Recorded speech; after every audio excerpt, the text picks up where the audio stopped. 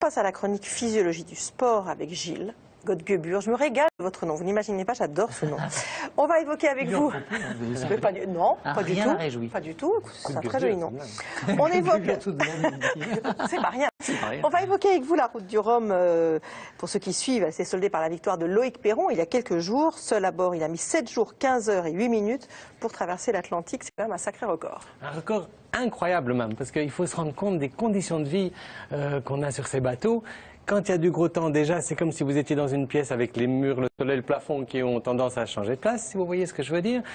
On n'a pas la possibilité de prendre un repas normal. En général, on se contente de grignoter des trucs énergétiques sur le pouce. Pas la possibilité de dormir beaucoup. Moyenne de 3 heures par cycle de 24 heures. Et jamais plus d'1 heure à la fois. C'est généralement des tranches de 10 minutes. On est assourdi par le boucan parce que les bateaux sont en carbone et les paquets d'eau qui frappent contre les flancs du bateau font un bruit de train qui passe, paraît-il. Enfin, ce sont des conditions terribles, les couchettes sont toujours mouillées, on ne le souhaite à personne, et ce serait très dur à supporter pour n'importe qui, d'autant qu'on prend de l'âge. Or, oui, ils n'ont pas 20 ans, hein, les skippers, la moyenne d'âge des skippers sur l'édition 2014 de la Route du Rhum, c'est 47 ans. C'est incroyable, hein. C'est pas de prime jeunesse, quand même. Il faut être expérimenté aussi. Et voilà, et le plus expérimenté, celui dont on va parler aujourd'hui, oui. Vous allez trouver sa photo, c'est ce Britannique, Robin Knox Johnston. Il a 75 ans. 75 ans et avec ce beau visage de marin buriné par les flots, avec un petit quelque chose d'Hemingway aussi, d'Ernest Hemingway. Alors lui, il est... D'abord, il est incroyable à écouter lorsqu'il est interviewé, mais il est encore en mer, alors où on parle, il n'est pas encore arrivé. Demain, peut-être après-demain. Voilà. Dans une catégorie qui s'appelle la classe Rhum, il est 3e sur 20 concurrents au départ, ce qui est quand même déjà pas mal. Pas mal, hein. Mais c'est un marin redoutable, donc il a un prestigieux palmarès. Il a détenu le trophée Jules Verne qu'on décerne à celui qui fait le tour du monde à la voile le plus rapide. Il avait établi ce record avec un autre marin de légende, le néo-zélandais Peter Blake en 1994. Mais s'il ne fallait retenir qu'une seule ligne de son palmarès, c'est sa victoire dans le Golden Globe Challenge en 1968. Il a 29 ans à l'époque, et laissez-moi vous raconter cette histoire. Elle est tellement inouïe que ça reste dans l'histoire du sport comme le fait le plus étonnant. C'est une idée d'un hebdomadaire britannique qui s'appelle The Sunday Times d'organiser une épreuve qui fait le tour du monde à la voile, en solitaire et sans escale, selon un parcours que l'on découvre ici. En fait, les bateaux descendent l'Atlantique, font le tour de l'Antarctique finalement, et puis remontent en Angleterre où se juge l'arrivée. À l'époque, en 68, on ne savait même pas si la chose était possible. S'aventurer sur des petits bateaux à voile dans des mers du Sud souvent démontées, on se demandait si c'était faisable. Et 9 marins relèvent le défi, dont Robin Knox Johnston, et partent à l'aventure. C'est vraiment une aventure pour eux. Pour 5 d'entre eux, ça se passe très mal. Ils sombrent déjà en traversant l'Atlantique. Ils sont secourus, mais enfin, leur rêve sombre avec eux. Et pour les 4 autres, il n'y a plus que 4 marins en course, c'est une épreuve qui se fait vraiment à couteau tiré. En tête, on trouve Nigel Tetley. C'est un Sud-Africain, un militaire, qui mène la danse. Mais il est poursuivi par un homme d'affaires britannique qui s'appelle Donald Crowhurst.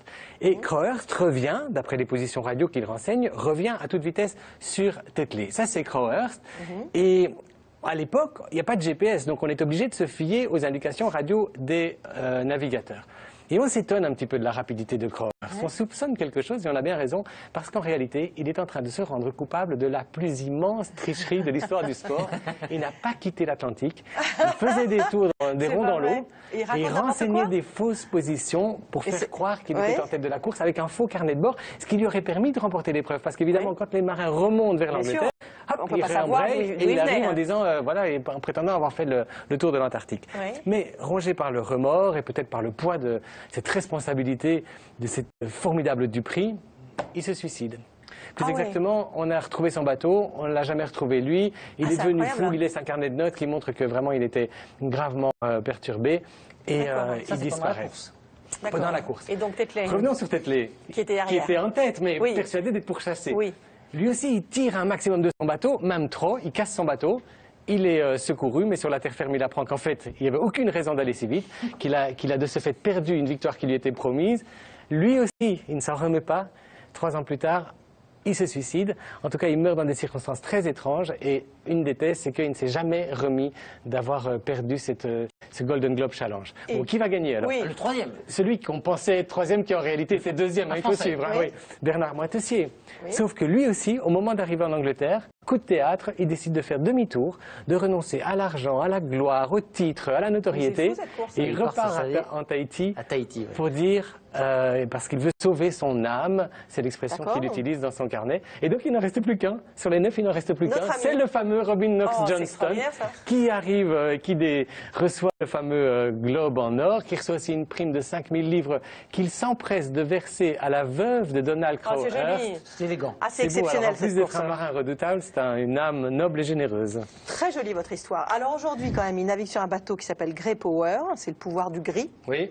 C'est les Tempes grisonnantes. C'est les Tempes grisonnantes. C'est pas une société qui s'appelle comme ça. Non, effectivement, c'est déjà le nom du bateau avec lequel il avait fait le tour du monde en 2006. Et ce qu'il veut montrer, c'est que l'âge n'altère rien ou presque, et qu'on est tout à fait capable de faire le tour du monde à 75 ans. Lui, dans sa tête, il n'a pas 75 ans, mais 45. Si c'est arrêté, le compteur s'est arrêté à 45. Alors ça fait quand même 50 ans, même s'il a 45 ans dans sa tête, qu'il navigue. Ça a beaucoup changé, la façon de naviguer entre ses débuts et maintenant. Comment est-ce que lui, il vit ça?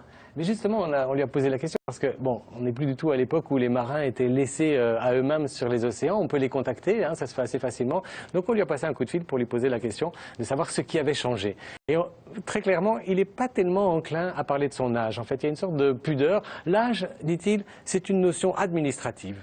Et qu'en réalité, ça n'a rien changé pour lui, et il témoigne de ça, ni sur son esprit de compétition, ni sur sa force physique, prétend-il, ni sur sa capacité à résister au manque de sommeil, ce qui est un paramètre important dans les courses à la voile. La seule chose qu'il reconnaît, c'est qu'en vieillissant, il a un petit peu de mal pour gérer tous ces appareils extrêmement sophistiqués qui aident au guidage des bateaux. Il n'est pas né avec l'informatique. Et voilà, et donc il dit que certains de ses concurrents ont 20 ordinateurs à bord. Lui, il n'en a que 3, mais déjà ces 3-là, ça semble être difficile à gérer. Et il ne fallait pas le pousser beaucoup pour qu'il évoque avec nostalgie les courses d'autrefois, quand les marins étaient laissés à eux-mêmes. Donc voilà un portrait qui montre que, certes, si la vieillesse est inéluctable, on peut lui faire front avec panache. Et puis ça n'est pas un naufrage quand on le voit effectivement, quand on le voit aujourd'hui sur son bateau. Magnifique. Merci beaucoup. Très bien votre histoire.